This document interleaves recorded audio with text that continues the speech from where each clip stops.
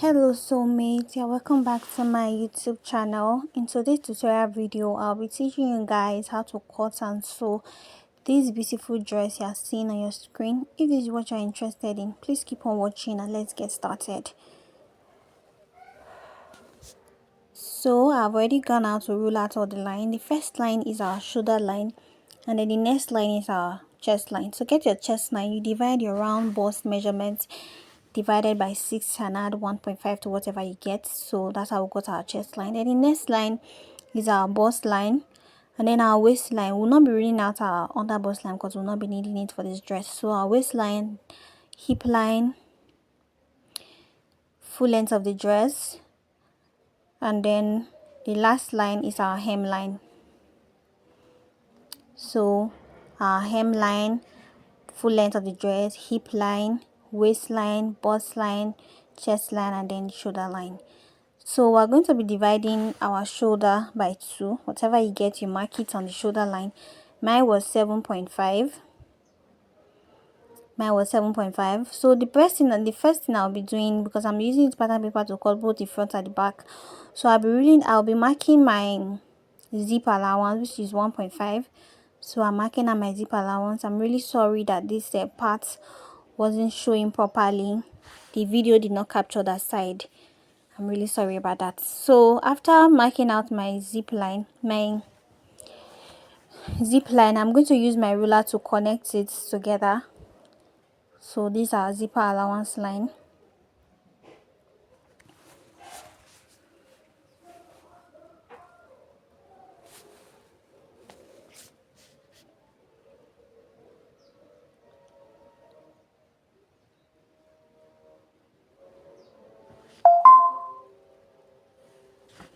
So after I was done connecting the line, the next thing we're going to do now is to take our shoulder measurements.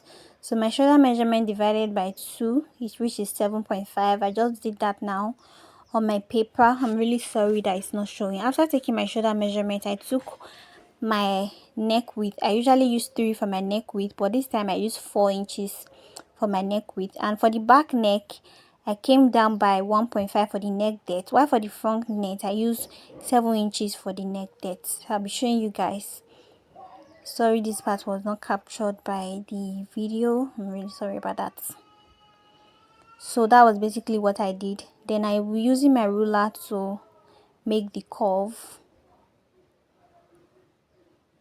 I don't know why my camera was blurry. I didn't know that the camera was blurry. Sad. So this was basically what I was doing. I came down for my back neck depth by 1.5, while the front neck I came down by 7 inches. I'm going to be using this curve rule to make the V neckline a little bit curvy, as you can see. So I used 4 inches for my neck width and then 7 inches for my neck depth, and for the front neck depth, and then 1.5 for the back neck depth. So the next thing I'm going to be doing now, at the shoulder line, I'm going to be coming down by 0.75. I don't know why my camera was blurry. Oh my god. I came down by 0.75. So I connected it to the neckline for the shoulder slope. The shoulder point, I came down by 0.75. Then the next thing we're going to be doing now, I'm going to be taking my shoulder measurement on my chest line again, just to get a straight line for my armhole. So connected the lines together. So now I'm going to be taking my round bust measurement. My round bust is 35. 35 divided by 4 will give me 9.25. So I'll be dividing 35 by 4. So I'm going to measure 9.25 here. So after taking my round bust measurement on the chest line, then my armhole line, I'm going to divide it by 2. Then at that point where I divided it by 2, I came in by half of an inch. Then I'm going to be using my ruler to make a curve, connecting all the 3 points together. I'm using my curve rule just to form the armhole curve, as you can see me doing.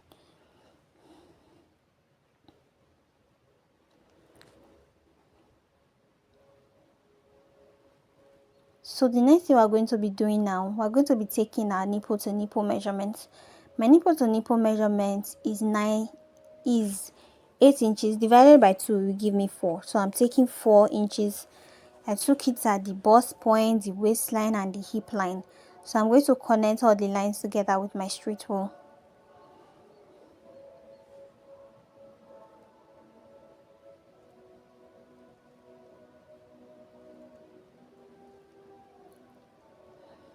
Then we're going to be taking our darts. So I'm going to be taking ½ inch on both sides at my waistline area. I'll be taking ½ inch inward and outward.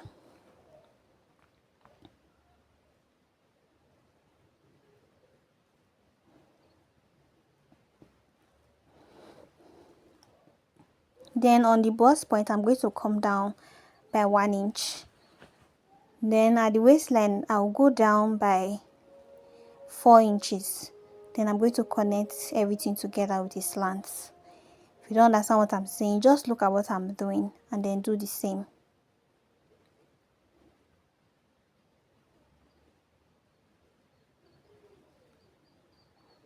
So I've taken the upper dart. Now I'm taking the dart below the waistline.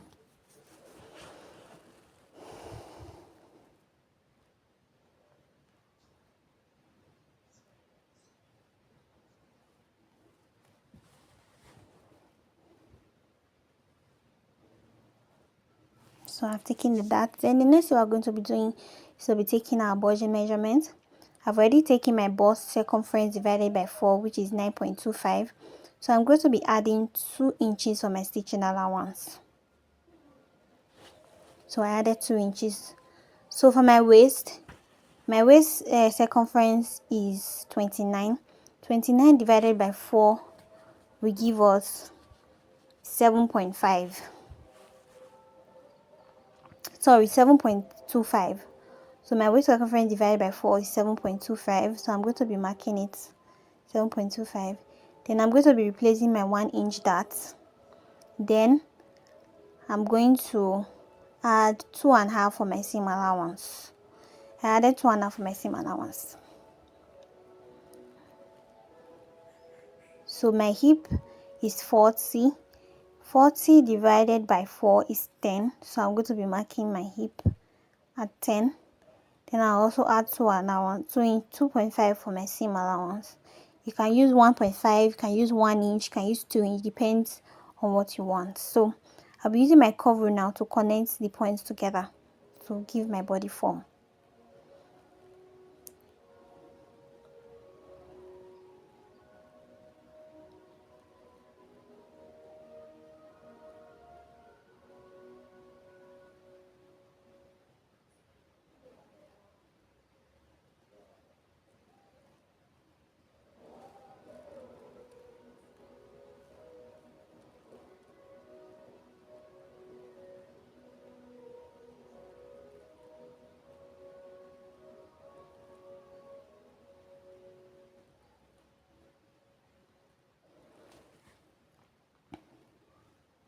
Then I'm going to be taking the same measurement I have on the hip, on the hemline, as you can see.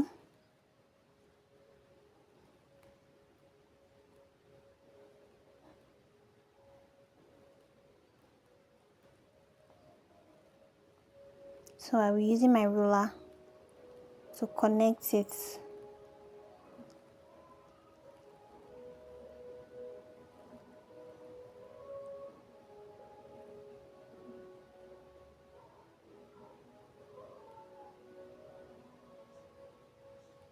So I'm connecting from the hip line to the hemline. So I just decided to use my straight rule to connect the points together. So this is how our shirt is looking like, as you can see on your screen. So the next we're going to do, we're going to be removing our zipper bulge. So on the waistline at the zip area, I came out by ½ of an inch. So I'm going to be connecting it to the neckline, and then I'll also connect it down to the hip line, as you can see me doing.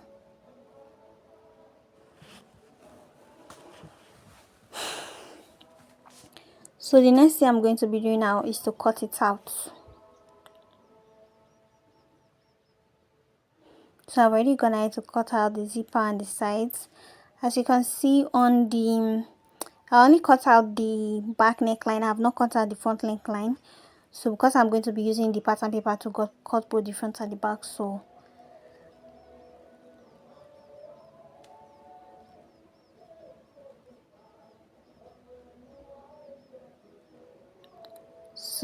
I've spread it out now on my fabric. So I'm just following the shape I can tell, and then I'll just cut it out following the pattern paper. So this I look after I was done cutting it out. I added few inches on the hipper area just to make the hipper area a little bit big. So now I'm going to cut out my front neck. So now I want to place the pattern paper back on the front to cut out my front neckline. As you can see, just use my ruler to indicate.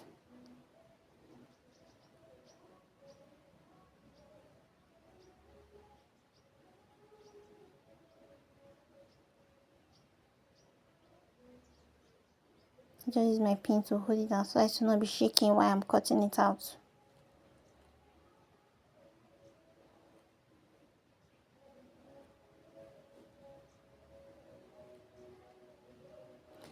Please, if you have watched the tutorial up to this point, please click on the subscribe button and subscribe to the channel, and also turn on your notification bell so you get notified whenever I upload new tutorial. Now I'm trying to take the darts on the dress because I did not draft this directly on the dress. I didn't draft this on the dress because my material was a bit stretchy, so that's why. So I've already marked the darts on the dress. I marked the darts on the back piece on both sides. At the back, as you can see. So I'm going to be taking it to the sewing machine now to hold the darts for both the front and the back. So I also marked the dart piece on the front. So I've already marked out my darts. So I'm going to be taking out my darts. So I'm done taking out the darts now, as you can see. So I've gone ahead to hold my darts.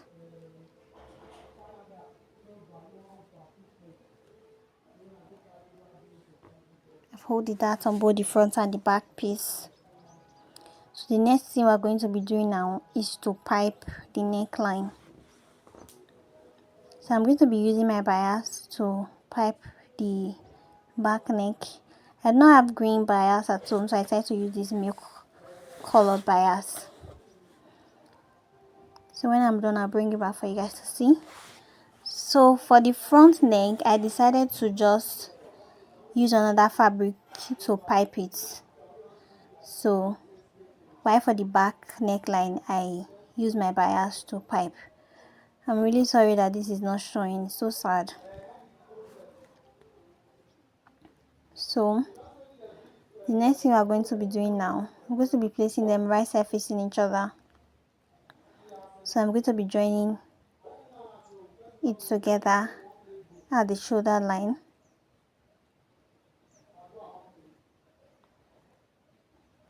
So I'll take it to the sewing machine and I'll join it at the shoulder. After joining the shoulder, I'm going to be using my bias tip to pipe the armhole. Then after piping the armhole, I'll hem the down part of this dress.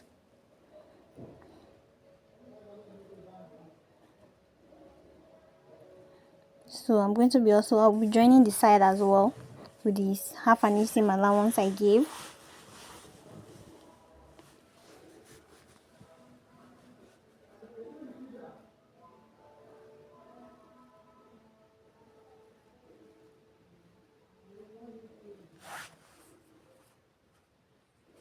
So I'm done joining the shoulder and piping the armhole, and then I also joined the sides. On one side I didn't finish the joining because of the ruffle on the side of the dress, Then I'm also gonna to use chalk to mark where I'm going to be attaching the ruffles to. So I'm going to measure what I have. What I have at the front was 34, and I also measure what I have at the back. I've already gone to fix my zipper. Sorry, I did that behind camera. So the total of what I had was 78 on both sides. So I'm using this V-neck for my ruffle. So I make gathers on it before attaching it to the dress. So I also did this puffy sleeve because I don't just want the sleeve to be empty, so I just did this little puffy sleeve on it. And then I'm gonna to attach the ruffle. So I'm going to be taking it over to the ironing board to iron it out, and then I'll bring it back for you guys to see our final look. So here's our final look. See how beautiful and gorgeous it is. If you enjoy watching this tutorial video, please click on the subscribe button, like, comment, and then turn on your notification bell so I get notified whenever I upload new tutorial. Thank you so much for watching.